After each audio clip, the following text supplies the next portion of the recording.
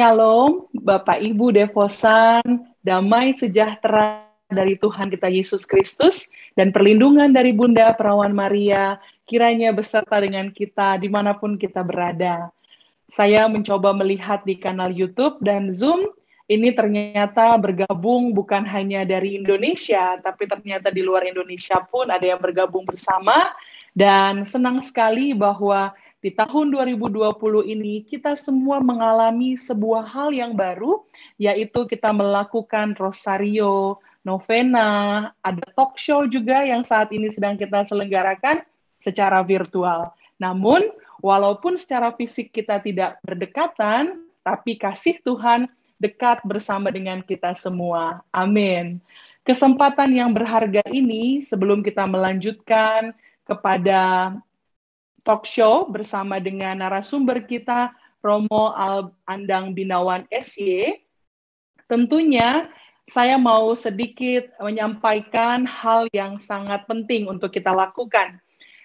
Nanti akan disampaikan pemaparan tentang tema besar dari devosi dan novena Bunda Maria ini, yaitu mengenai berbagi manakala tidak dapat berbagi, dan subtemanya apakah itu suatu keharusan atau kerelaan? Nah, ketika Romo Andang selesai menyampaikan pemaparannya, besar harapan kami akan ada banyak pertanyaan yang disampaikan seputar dengan apa yang dipaparkan oleh Romo Andang. Caranya, jikalau Bapak Ibu tergabung saat ini di Zoom, maka Bapak Ibu bisa langsung menuliskannya di kolom chat. Dan jikalau Bapak Ibu saat ini ada di kanal YouTube, Bapak Ibu pun bisa langsung menuliskan pertanyaannya di live chat. Kemudian para tim nanti akan mengumpulkan pertanyaannya, merangkumkannya buat saya, dan langsung saya akan secara live menanyakannya kepada Romo Andang. Untuk itu, mari persiapkan hati kita, kiranya terang Roh Kudus turun atas narasumber kita, dan hati kita terbuka untuk mendapatkan penyampaian firman Tuhan pada malam hari ini. Maka saya berikan kesempatan yang sangat berharga ini bagi Romo Andang Binawan SY. Kami persilahkan Romo. Selamat malam. Selamat malam teman-teman. Selamat malam Romo. Dipersilakan apa, ladies? Akan ada pemaparan nih yang mungkin Romo bisa sampaikan, sehubungan dengan tema yang sangat luar biasa sekali di perjumpaan yang pertama. Ini kan temanya tentang bagaimana kalau kita mau berbagi, tapi kitanya sendiri lagi nggak bisa berbagi nih, Mo. Apakah jadinya kita harus rela, atau ya udah deh dipaksa deh, harus kasih deh walaupun saya nggak ada. Nah, itu gimana, Mo? Ya, saya tentunya ketika ada pertanyaan apakah ini kewajiban atau kerelaan, ya saya ingin mengajak melihat itu dari kacamata apa yang dikehendaki Tuhan. Bukan diperintahkan Tuhan. Karena kalau diperintahkan lalu kita merasa itu kewajiban yang kalau tidak hati-hati akan mudah jatuh di dalam seperti barter dengan Tuhan. Saya melaksanakan kewajiban, Tuhan memberikan apa yang saya mau atau hak kita, gitu kan? Saya tidak akan mengajak melihat itu, tetapi melihat di dalam konteks apa itu sebenarnya kehendak Tuhan ketika Tuhan di dalam arti yang paling luas mengajak kita menjadi sempurna seperti Bapa sempurna adanya. Maka supaya dalam arti tertentu lebih gampang dilihat, dan supaya Anda tidak melihat saya banyak-banyak, gitu kan, saya ingin membagikan apa yang sudah saya siapkan saja sebagai sebuah panduan bagaimana kita mendalami topik ini. Seperti yang tertulis di sini adalah bahwa pada dasarnya manusia itu ketika didekati Tuhan, lihatlah bahwa di dalam agama kita, Tuhanlah yang mendekat pada kita. Ketika Yesus datang di dunia, maka itu pada dasarnya adalah Tuhan yang datang pada kita, mengajak kita menjadi makin hari makin sempurna sebagai manusia yang diciptakan Tuhan. Tapi bukan sempurna secara fisik, tetapi sempurna secara rohani, tapi terutama juga sempurna di dalam kasih. Karena Allah adalah kasih. Allah yang memberikan diri kepada kita, itulah kasih. Maka dengan kata lain, kita harus makin sempurna juga di dalam kasih, seperti Yesus yang memberikan contoh dengan kematiannya, dan sebelumnya dia mengatakan bahwa tidak ada kasih yang lebih besar daripada kasih seorang yang memberikan nyawanya untuk sahabat-sahabatnya.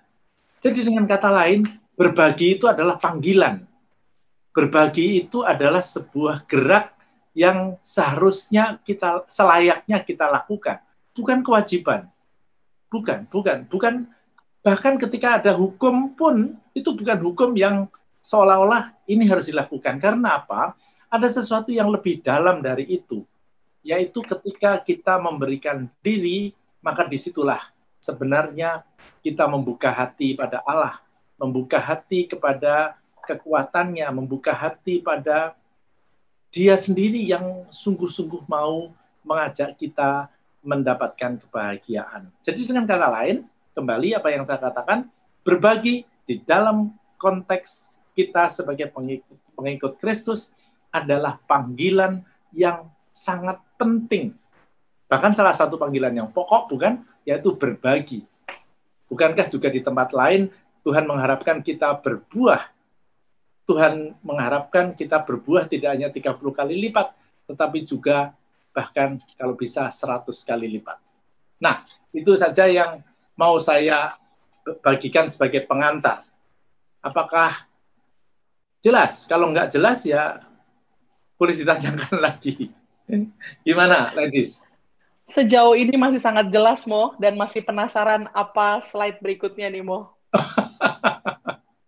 Saya memang mengatakan begini, bahwa ketika berbagi adalah panggilan, dan itu dikatakan di banyak tempat, termasuk di dalam istilah yang lain tadi saya katakan bahwa berbagi adalah membuka hati pada Allah, maka spiritnya adalah ketika kita juga membuka hati di dalam konteks berbagi itu apa artinya.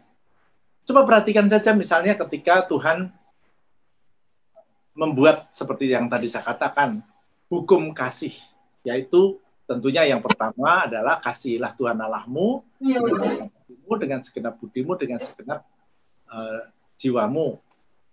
Maka hukum yang kedua yang tentunya terkait dengan itu, kasihilah sesamamu manusia seperti dirimu sendiri. Saya memberikan catatan lebih dahulu bahwa sekali lagi itu bukan hukum dalam arti seperti yang hukum yang ada di dalam konteks hidup bermasyarakat harus dilaksanakan. Maka kata keharusan itu bukan seolah-olah bahwa ini menjadi bayaran atau kalau kita mau membeli apa yang kita harapkan dari Tuhan, maka harus melaksanakan ini. Bukan.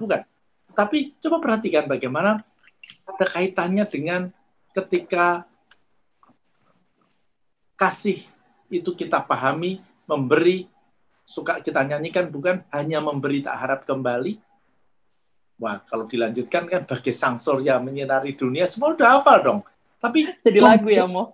Memberi itu sungguh-sungguh berbagi itu memberi, dan cita-citanya adalah sungguh-sungguh tidak memikirkan diri kita sendiri. Itu yang dimaksud dengan tak harap kembali. Maka ketika orang bisa memberikan diri tanpa peduli dengan dirinya sendiri, maka itulah dia terbuka. Egonya menjadi semakin tertipiskan. Itulah yang disebut dengan agape. Agape adalah kasih yang sempurna, kasih yang tak bersyarat.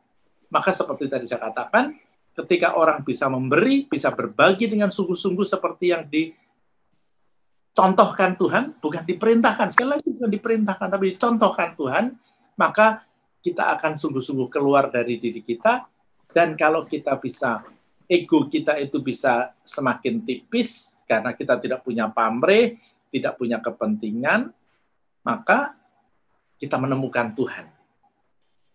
Bukankah saya, kalau mungkin ada beberapa teman yang pernah mendengar dari saya favoritnya adalah ketika melihat Yesus mengetuk pintu, maka itu tadi, pintu itu ibarat ego kita. Tuhan itu mau masuk dalam hati kita. Tapi kita menutup diri. Karena kita hanya memikirkan diri sendiri. Nah, kalau kita berbagi, maka kita membuka hati kita, membuka ego kita, dan di sanalah Allah akan masuk. Disitulah sebenarnya spirit berbagi. Jadi manakala tidak bisa berbagi, sebenarnya tidak bisa berbagi itu apa? Dalam keadaan apapun yang kita bagikan, pertama-tama adalah buah roh, tentunya bukan perjumpaan kita dengan Tuhan. Kalau kemudian yang kita pikirkan adalah berbagi itu berbagi sesuatu yang material sifatnya, uang lah, makanan lah, pakaian lah, itu penting. Tetapi yang lebih penting adalah kesaksian hidup kita. Kita berbagi senyum, kita berbagi kegembiraan, kita berbagi optimisme, kita berbagi harapan. Itu juga berbagi, jangan lupa. Maka jangan dikatakan bahwa manakala tidak berbagi itu adalah ketika kita sungguh-sungguh miskin. Tidak. Di dalam kesakitan pun, di dalam kerapuhan, kita tetap bisa berbagi apa yang sebenarnya, yaitu perjumpaan dengan Tuhan, dan di sanalah kita bisa juga memberikan kasih itu kepada orang lain. Syaratnya tentunya kalau mungkin, lupakanlah ego kita. Hanya memberi, tak harap kembali. Gitu.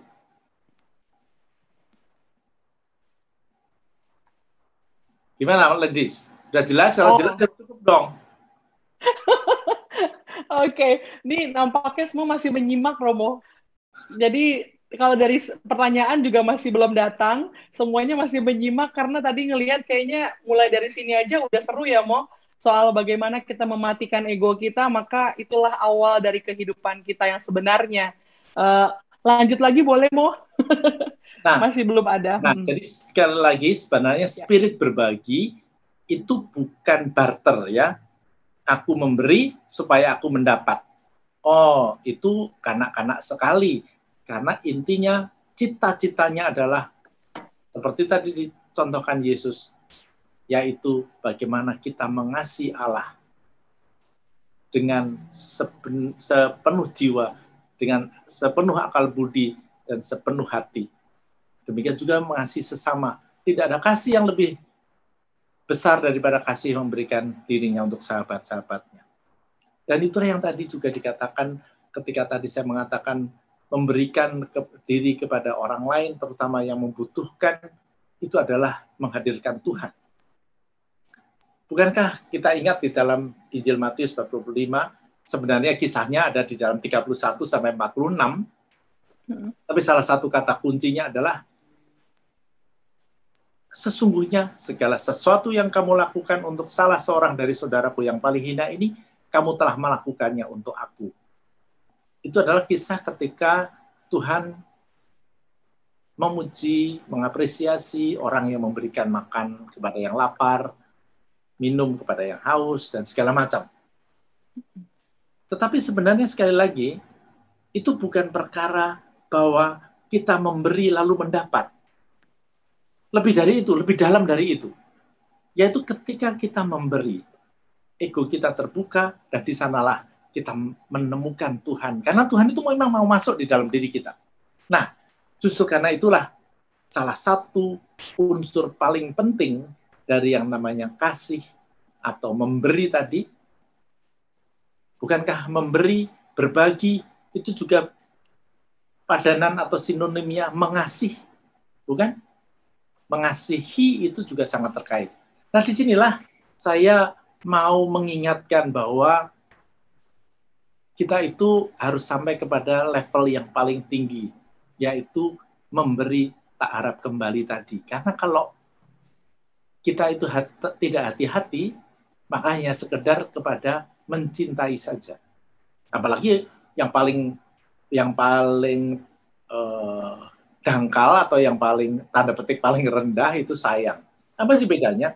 Coba sebenarnya, mari kita lihat apa yang tadi dikatakan Yesus. Bahwa Yesus itu memberi atau tidak ada kasih yang lebih sempurna daripada kasih seseorang yang memberikan nyawanya untuk sahabat-sahabatnya. Jadi memberikan secara total, tidak berpikir diri sendiri. Itu kasih. Atau dalam bahasa bahasa Yunani yang tadi saya tunjukkan sepintas itu agape. Nah, cinta itu ada di mana? Kita bisa mencintai sesama. Tetapi mencintai itu kalau nggak hati-hati adalah seperti tadi saya katakan.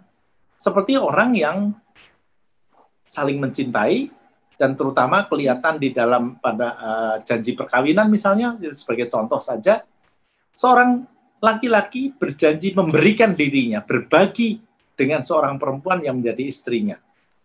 Tetapi kita tahu bagaimana seorang laki-laki yang menjadi suami itu ketika berjanji memberikan dirinya, tahu bahwa istrinya masih cantik, istrinya masih segar, istrinya belum keriput, istrinya masih sehat, bukan? Jadi dia masih berharap bahwa akan mendapatkan sesuatu. Sebaliknya pula demikian. Itu baru saling mencintai. Maka kita harus sampai kepada kasih. Dan dengan demikian, kita mengikuti jalan Yesus. Nah, kalau mau lebih didalami, saya itu suka mengatakan bahwa di dalam upaya kita mengasihi, di dalam upaya kita mencintai, itu biasanya ada, kalau tadi saya bedakan antara sayang, cinta, dan kasih, di dalam bahasa yang atau di dalam istilah yang lain, saya mengatakan bahwa ada 6 gradasi atau 6 tingkat memberi. Kalau tadi saya katakan bahwa Yesus mengatakan tidak ada kasih yang lebih besar, maka itu yang paling tinggi. Maka sebenarnya ada yang dalam arti tertentu bisa dikatakan ya lebih rendah lah, tetapi tetap berharga meskipun kita harus naik kelas terus. Nah, yang paling ya elementer, yang paling dasar itu apa sih? Yaitu ketika kita berbagi tetapi ikut-ikutan. Yaitu ketika kita hanya mengikuti adat, mengikuti tradisi, seperti kalau orang ulang tahun kita kasih kado, ada sincia kita ngasih angpau. Saya sih enggak, saya dapat angpau. Itu harusnya ngasih saya. Gitu kan? Nah, tapi kalau hanya ikut-ikutan sebenarnya ya itu belum sungguh berbagi, belum sungguh memberi. Karena orang yang tidak mengenal Allah pun akan melakukan yang sama. Nah, ini paling mendasar, yang paling dasar. Seharusnya kalau mungkin bisa lebih tinggi lagi, lebih dalam lagi dalam konteks berbagi. Apa itu? Yesus juga berpesan. Jangan pamrih, bukan? Bukankah Yesus mengatakan, jika engkau memberi sedekah, janganlah diketahui tangan kirimu apa yang diperbuat tangan kananmu. Itu pamrih. Kalau kita berbagi tetapi pamrih, seperti tadi kita katakan, itu kayaknya barter aja dengan Tuhan. Ya ini sudah sedikit lebih baik, tetapi ya masih boleh dikatakan ini kelas 2 lah. Kita harus sampai kelas 6. Loh kok ada kelas 6? Nah, saya tunjukkan bagaimana level yang ketiga. Level yang ketiga adalah ketika kita memberikan atau berbagi kepada mereka yang kekurangan. Jadi mata kita harus sangat peka untuk melihat siapa yang dibutuhkan, sehingga memang tepat sasaran. Sehingga tidak hanya dalam arti tertentu ada orang ulang tahun ngasih kado, orang menikah ngasih angpau begitu saja, tetapi melihat apa sih sebenarnya yang paling dibutuhkan dari orang itu. Maka ini sudah pada level yang ketiga, ketika kita seperti tadi saya katakan, memberi makan kepada orang yang lapar, memberikan minum kepada orang yang haus. Berbagi sesuai dengan apa yang dibutuhkan orang-orang yang mau kita kasihi.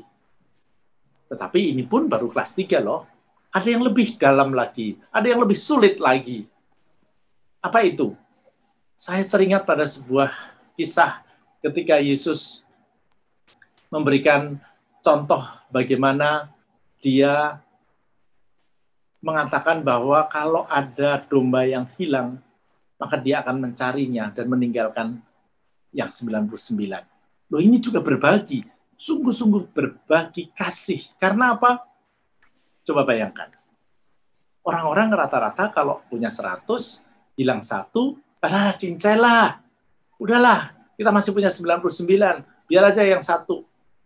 Tetapi Yesus mengatakan, dicari. Yang 99, dia tidak pedulikan.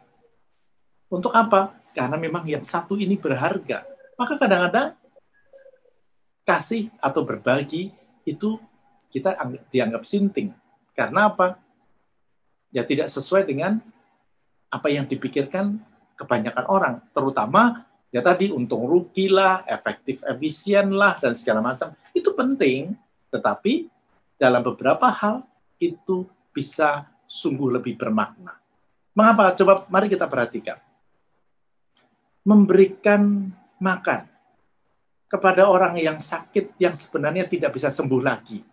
Orang sering berpikir, bukan, ngapain sih? Biar aja dia meninggal sesuai dengan apa yang harusnya terjadi. Kan yang dihitung sering hanya untung rugi, efektif efisien.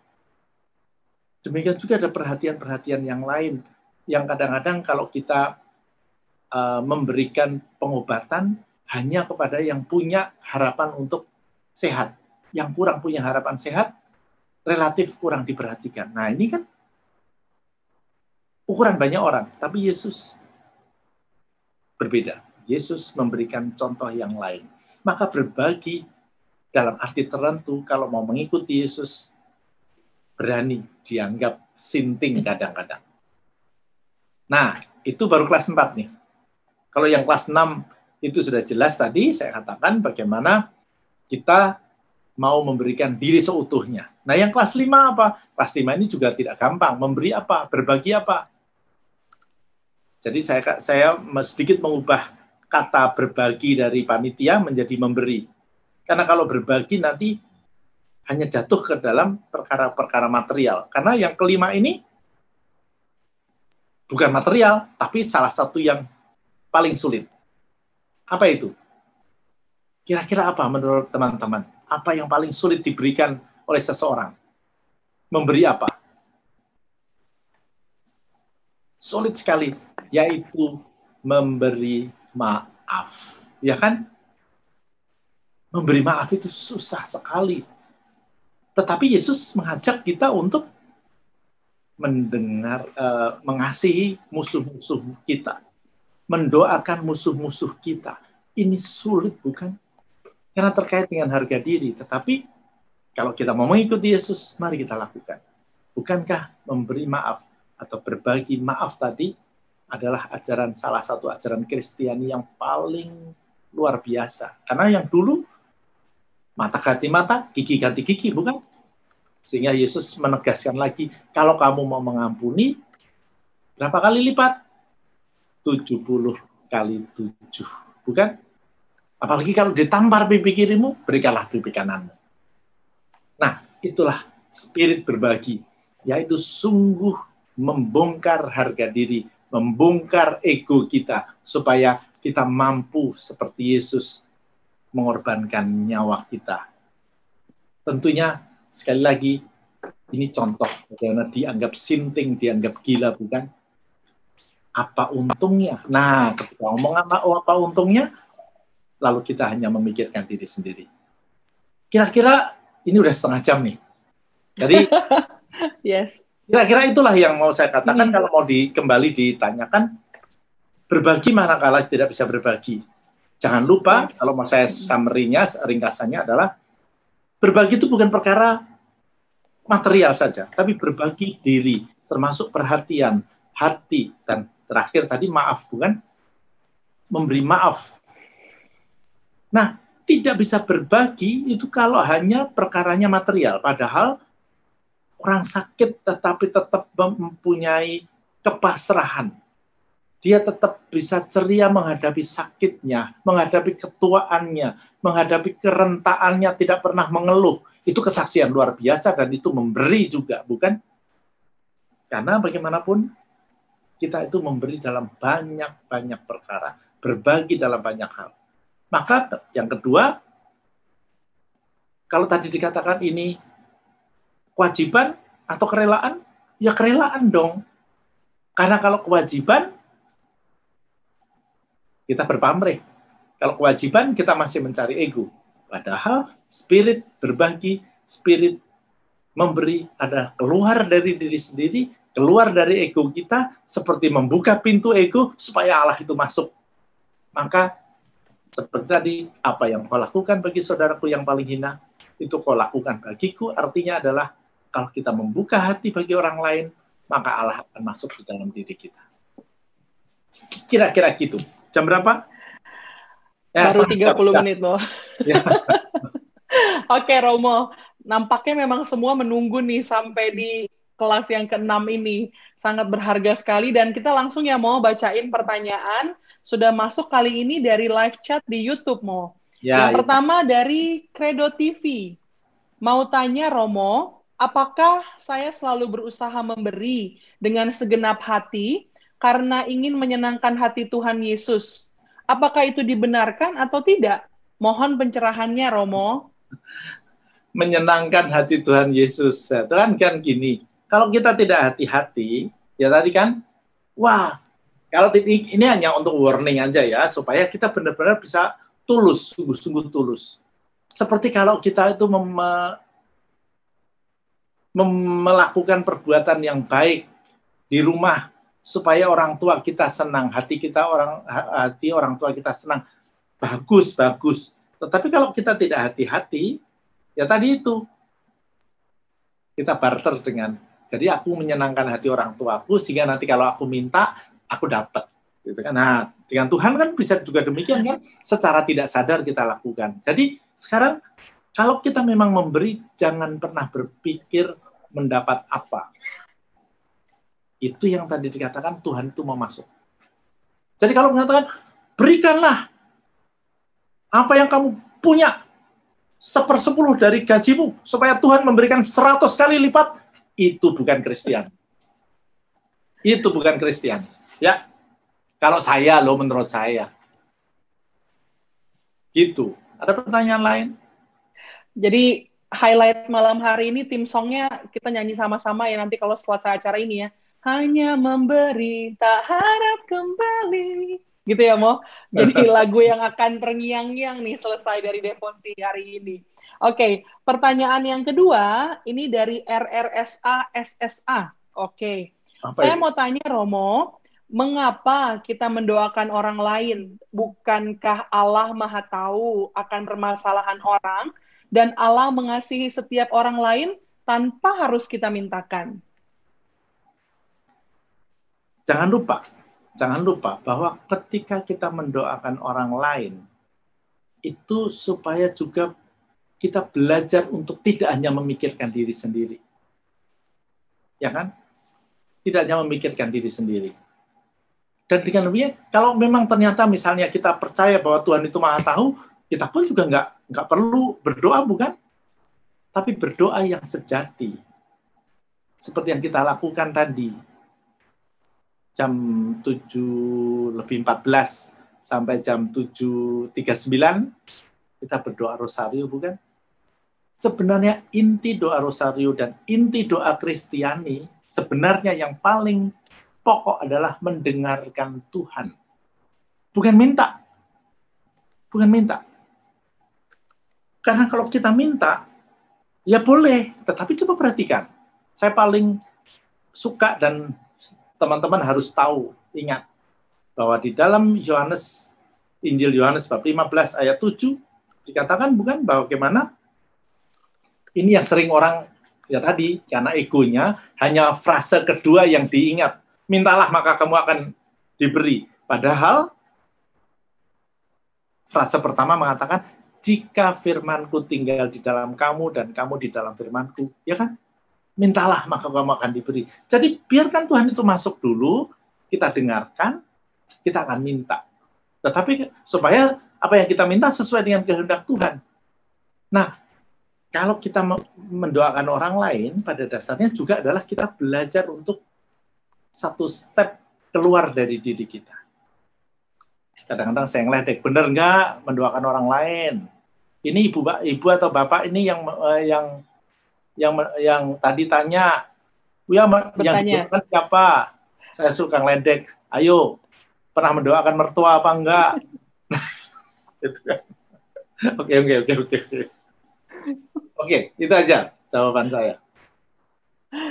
Oke, Mo, thank you. Nah, dari aku nih terakhir nih, Mo, sebelum kita closing talk show kita malam hari ini, satu hal yang sering kali kalau aku bertemu dengan banyak orang secara virtual, banyak yang bertanya, bagaimana di dalam kondisi pandemi seperti ini, di saat begitu banyak orang yang kehilangan pekerjaan, juga ada banyak orang yang gajinya dipotong sekian puluh persen, dan kemudian banyak orang yang juga benar-benar nggak mendapatkan kesempatan bekerja seperti yang sebelum pandemi, itu bagaimana mau mereka harus memberi, sedangkan keseharian mereka saja, mereka itu harus menghemat tidak seperti biasanya dan bahkan kurang. Nah, bagaimana mungkin Romo punya trik atau Romo mungkin punya saran, bagaimana tetap kita dengan kerelaan hati bisa memberi, walaupun dalam tanda kutip kita kekurangan. Tadi saya sudah mengatakan, bagaimana kata memberi atau berbagi itu tidak harus bersifat material. Bukankah Yesus sendiri juga memberikan contoh bagaimana dia tidak hanya memberikan penyembuhan, tidak hanya memberikan mujizat, tidak hanya memberikan roti, tetapi memberikan pengampunan, ya kan? Nah, di dalam konteks kita yang mungkin tadi yang kamu ceritakan adalah kesulitan-kesulitan yang terkait dengan ekonomi akhirnya, bukan? Padahal kalau kita lihat bahwa Tuhan itu, kalau dari kacamata iman tentunya, bagaimana pandemi adalah sebuah peristiwa di mana kita mau dimurnikan dalam banyak perkara. Juga termasuk dimurnikan dalam soal gaya hidup kita. Sekarang ini kita banyak berlebihan yang kadang-kadang nggak perlu sebenarnya. Sebenarnya nggak perlu. Coba ladies beli tas apa? Tas itu kan gunanya untuk tempat. Kan? Tapi nah, apalagi ladies orang Manado, kata orang menang aksi doang. Mereknya branded tapi isinya cucur gitu kan. Bukan, Mo, Nasija. Enggak, yang mau saya katakan adalah kembali bahwa kita tuh mau dimurnikan soal gaya hidup kita juga supaya dengan demikian kita menjadi lebih bisa hidup sederhana, bisa hidup sesuai dengan sebenarnya yang paling dibutuhkan, bukan di dalam sebuah buih besar di mana kita malah tergoda dengan sesuatu yang tidak terlalu penting. Nah, kalau di dalam situasi ini, di dalam situasi yang beratnya itu di mana sih sebenarnya?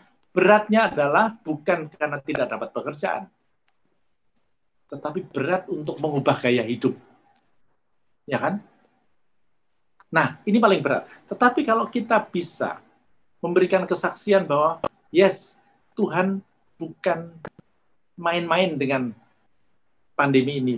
Tuhan tidak menghukum kita, tapi memberikan dan mendidik kita.